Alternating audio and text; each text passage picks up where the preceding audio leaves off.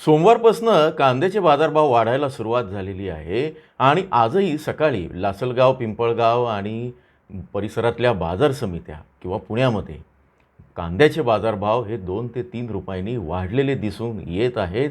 जास्तीत जास्त भाव जे आहे कांद्याचे साधारण 3,000 चा टप्पा ओलांडलेला आहे. आता शेतकरी प्रश्न विचारत आहे, की मी माझा कांदा विकू का आत्ता? ही चांगली परिस्थिती आहे का? आणि हवामानाचं जे काय आहे त्याच्यावर काय होणार पुढे हे सगळं आपण समजून घेणार आहोत. नमस्कार, ॲग्रो शिवारमध्ये आपल्या सर्वांचं स्वागत आहे. आज आहे मंगळवार, तारीख आहे 7 जुलै 2026. मागच्या 2-3 दिवसांपासून मी बाहेर होतो, पुणे परिसरात होतो आणि परिस्थिती अशी होती की आता बाहेर पडता येईल की नाही. तुम्ही सगळ्यांनी चाकण आणि तिथले व्हिडिओ बघितले. मी जेव्हा ते क्रॉस केलं तेव्हा इंद्रायणी नदीचा जो अलीकडचा पूल होता मोशीच्या तिथला, तर तिथपर्यंत पाणी आलेलं होतं. आळंदीमध्ये बऱ्यापैकी परिस्थिती बदललेली हे तुम्ही बघत आहात.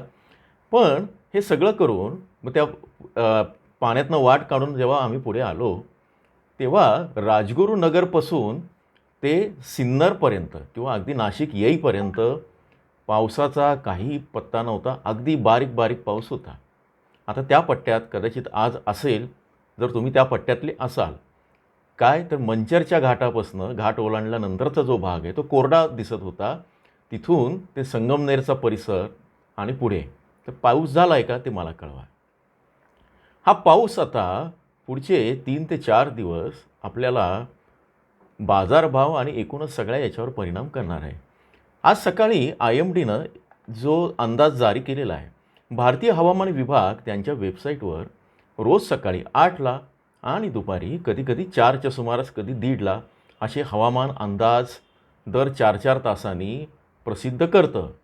IMD जर टाईप केलं गुगलमध्ये तर तुम्ही त्या वेबसाईटला जाऊन ते अंदाज बघू शकतात. तिथे उद्याचा दिवस, परवाचा दिवस असे नकाशे आहेत आणि तुम्हाला कल्पना येते की अरे आपल्या महाराष्ट्राच्या या बाजूला लाल केलं आहे, तर मग आपला नगर जिल्हा आहे का, नाशिक जिल्हा आहे का, संभाजीनगर आहे का, हे तुम्ही बघू शकतात. अगदी साधं सोपं आहे. त्यामुळे तुम्हाला अगदीच कुठेतरी जाऊन हे रॉकेट सायन्स आहे आणि मग कोणीतरी सांगेल याची आवश्यकता नाही. अधिकृत ज्या गोष्टी आहेत त्या याच्यावर विश्वास ठेवा.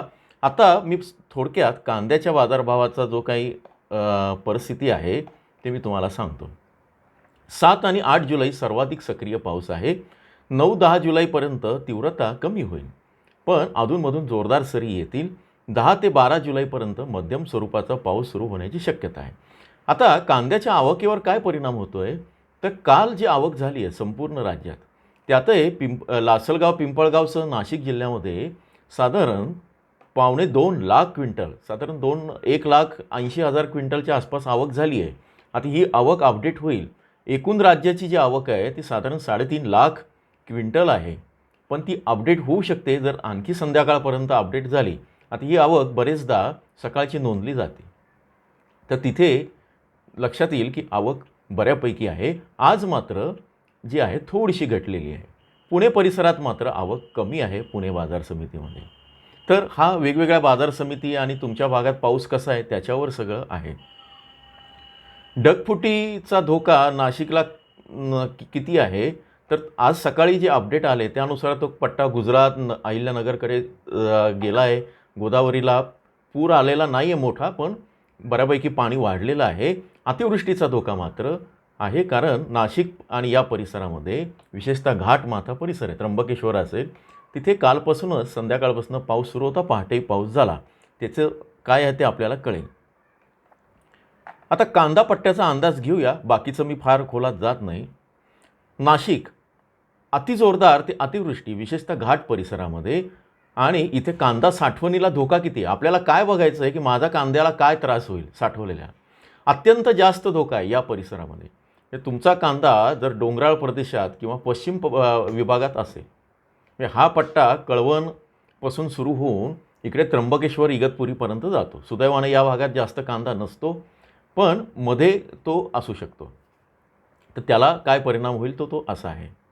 अहिल्यानगरला मध्यम ते जोरदार, इथे कांदा साठवणुकीचा धोका अत्यंत जास्त नाही तर जास्त आहे, म्हणजे इथं नाशिकपेक्षा तुलनेत कमी. धुळे मध्यम ते जोरदार, इथे मध्यम ते जास्त प्रमाणात कांदा साठवणुकीला परिणाम होऊ शकतो. धुळे साक्री परिसरातले आमचे काही शेतकरी मित्र आहे ते म्हणतात की नाही, आमच्याकडे अजून एवढं काही कांदा खराब झालेला नाही आहे. मागे काही याच्यामध्ये झाला होता, तो त्यांनी काढलेला आहे, पण ते वेळोवेळी कांद्याची परिस्थिती चांगली आहे. तुमची कांद्याची परिस्थिती कशी ते सांगा कमेंटमध्ये. जळगावमध्ये मध्यम स्थितीचा पाऊस असेल. पुणे परिसरात मात्र घाटात अतिवृष्टी आणि पूर्व भागात मध्यम. सोलापूरमध्ये मध्यम ते हलका पाऊस असणार आहे या सगळ्या याच्यामध्ये. आता पश्चिम महाराष्ट्रात कोल्हापूर, सातारा, सांगली इथे सह्याद्रीच्या लगत जोरदार पावसाची शक्यता आहे. नदीकाठच्या भागात पाणी साचणे आणि आर्द्रता वाढणे हे आवश्यक आहे. कांदा साठवणुकीवर काय परिणाम होतो ते परत एकदा सांगतो. तुम्हाला आठवतं आहे का, पाऊस सुरू झाला, अगदी पहिला पाऊस कोकणामध्ये दाखल झाला होता आणि थोडंसं पूर्वमोसमी पाऊस आपल्याकडे पण झाला होता, नगरमध्ये, पुण्यामध्ये, नाशिकमध्ये. तेव्हा मी तुम्हाला सांगितलं होतं, बहुतेक 4 तारखेचा व्हिडिओ असेल तो त्याच्यामध्ये, म्हणजे 4 किंवा 10 तारखेचा तुम्ही बघा, जूनचा, की आता पावसाचं काय होणार. तर पुढचे 15 दिवस तुमच्या कांद्याला धोका नाही असं ऑलरेडी सांगितलेलं होतं, आर्द्रता आणि या सगळ्या शास्त्रीय आधारानं. तर आता काय, उच्च आर्द्रता असेल तर कांद्याला धोका आहे.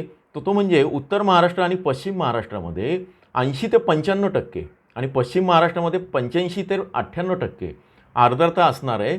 यामुळे काय होतं, आर्द्रतेमुळे कांद्याला घाम, मानकूज वाढणे, काळी बुरशी, त्याच्यानंतर अंकुर फुटण्याची प्रक्रिया वेगाने होते, वजन घटणे, दर्जा खालवतो. त्यामुळे अनेकांचा कांदा आजही उन्हाळी कांदा गोदामात आहे. त्यांच्यासाठी त्यांनी जर काळजी व्यवस्थित घेतली नसेल, त्याला बारदान लावणं वगैरे, हवा खेळती ठेवणं, ओलावा राहणार नाही अशी हे करणं, तर त्यांच्यासाठी हा इशारा आहे काळजीचा. तुम्ही थोडीशी आणखी काळजी घ्या, चाळ व्यवस्थित तपासत राहा. आता शेतकऱ्यांना हे सांगायची गरज नाही, कांद्याचा वास आला की ते सरळ बाजार दाखवतात. त्यामुळे हा एक भाग आहे. आता इतर राज्यांची स्थिती बघू. गुजरातमध्ये 7 ते 9 जुलैपर्यंत पाऊस सक्रिय राहणार आहे. सौराष्ट्र आणि दक्षिण गुजरातमध्ये चांगला पाऊस असेल. मध्य प्रदेशमध्ये हलका ते जोरदार, पण मध्य प्रदेशच्या कांदा पट्ट्यामध्ये अतिवृष्टीचे संकेत आहे. कर्नाटकमध्ये किनारी भागामध्ये अतिवृष्टी आहे. उत्तर कर्नाटकमध्ये जोरदार पाऊस आहे आणि मेघगर्जना, वादळ वाहणं असं पण आहे. राजस्थानमध्ये मात्र पूर्व राजस्थानमध्ये अधूनमधून पाऊस आणि पश्चिम राजस्थानमध्ये तुलनेने कमी आहे. हे का समजून घ्यायचं आहे, कांदा बाजारासाठी याचा अर्थ काय आहे. नाशिक पट्ट्यातील पाऊस आणि आर्द्रता सगळ्यात महत्त्वाचे मुद्दे सांगतो आहे. साठवलेल्या कांद्यावर दबाव टाकू शकतो. त्यामुळे अशा कांद्याची काळजी घ्या. आणि या परिसरात काय होतं आहे, सुरू झालं आहे, म्हणजे कांद्याची आवक कमी होईल आणि अल्प काळासाठी, म्हणजे जोपर्यंत तुमचा पाऊस आहे, वातावरण बिघडलेलं आहे, आवक कमी आहे, अल्प काळासाठी पाऊस कमी होऊ शकतो. आणि म्हणजे हे तुम्हाला 12 जुलैपर्यंत, रविवारपर्यंतचं आहे. माफ करा, पाऊस येऊ शकतो त्या काळामध्ये आवक कमी होऊ शकते. अल्प काळासाठी कांद्याची आवक कमी होऊ शकते आणि त्याचा परिणाम बाजारभावांना आधार मिळू शकतो. मी हा सगळा आठवडा मी परवाच्या व्हिडिओत सांगितलेलं, कालच्या व्हिडिओत सांगितलं, काल नाही परवा सांगितलं होतं. काल आपण प्रवासात असल्यामुळे मला काही शक्य झालेलं नाही. तर हा सगळा भाग आहे. जास्त ओलाव्यामुळे कांदा खराब होतो, आर्द्रता असेल तर तिथे खराब होतो. त्यामुळे चांगला दर्जा असेल, कोरडा माल ज्यांचा असेल त्यांना आजही नाशिक पट्ट्यामध्ये 25 ते 30 रुपये याप्रमाणे भाव मिळत आहेत. ॲव्हरेज क्वालिटीचे बाजारभाव. नाफेडमुळे पण थोडासा फरक पडतो आहे. ते चांगला त्याच्यामध्ये दबाव दिसतो आहे, विशेषतः नाशिक पट्ट्यामध्ये. एक महत्त्वाचा इशारा देतो. अहिल्यानगरमध्ये बाजारभाव सरासरी 1800 आहे. शेवगाव आहे.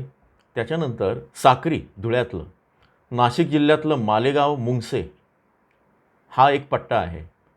त्याच्यानंतर वरचा जो पट्टा आहे म्हणजे काय की पुण्यापासून सातारा, सांगली, कोल्हापूर हे एक महत्त्वाचं ठिकाण आहे.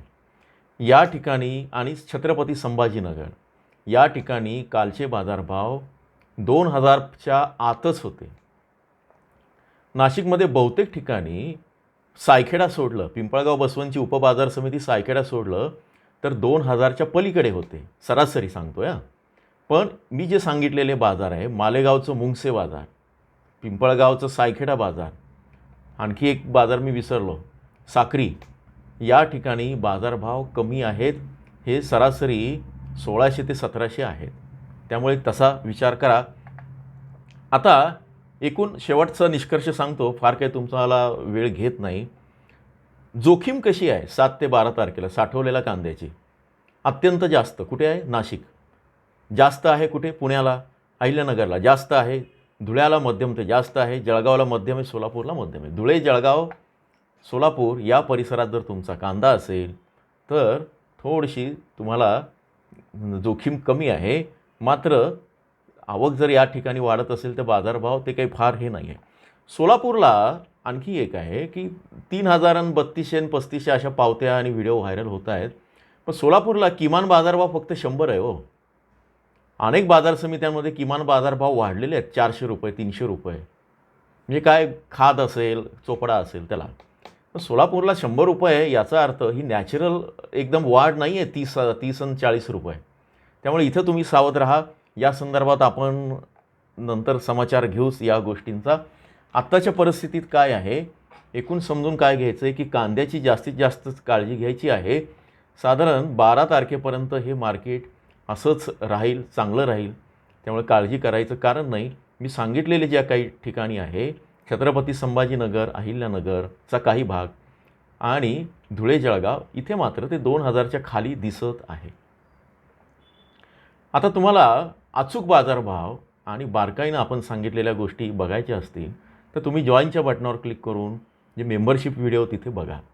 एक आव्हान आहे, फेसबुकला जे व्हिडिओ बघतायत तर काही जणांचा असं समज झाला आहे की मेंबरशिप घेतली म्हणजे मी त्यांना व्हॉट्सअपवर किंवा कॉलवर 24 तास उपलब्ध आहे आणि मग आपण त्यांना बरंच काय काय स्ट्रॅटेजी, गुप्त स्ट्रॅटेजी ठरवतो आणि मग आम्हाला त्या याच्यामध्ये का तुम्ही सामील करून घेत नाही. तर मेंबरशिपसाठी आपण वेगळे हे करणार आहोत, ग्रुप करणार आहोत.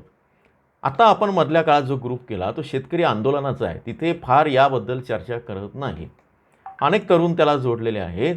तुम्हाला जर असं इच्छा आहे की स्वतःसाठी लढायचं आहे आणि रस्त्यावर यायची वेळ आली तर तसं यायचं आहे येणाऱ्या काळामध्ये बाजार व्यवस्थेच्या विरोधात, तर अवश्य या. पण तिथे मी तुम्हाला उद्या कांद्याचं भविष्य काय आहे असं सांगणार नाही. अगदी काही माझे 2-3 जे शेतकरी बांधव आहेत, जे अगदी जवळचे, त्यांच्याशी मी बोलत असतो. त्यातले माझे काही मित्रच आहे. पण काळजी करू नका. येणाऱ्या काळामध्ये एवढ्या 8 ते 10 दिवसात मेंबरशिपसाठी काही वेगळं हे करायचं का, या गोष्टी असतील तर तुम्ही व्हॉट्सअपवर माझ्याशी कॉन्टॅक्ट करू शकतात. त्यासाठी आहे कारण माझ्या मागे बरीच गोष्टी असतात. लिखाणाचं काम सुरू असतं. केवळ मी 24 तास व्हिडिओज करतो किंवा कांदा हे असतो असंही नाही आहे.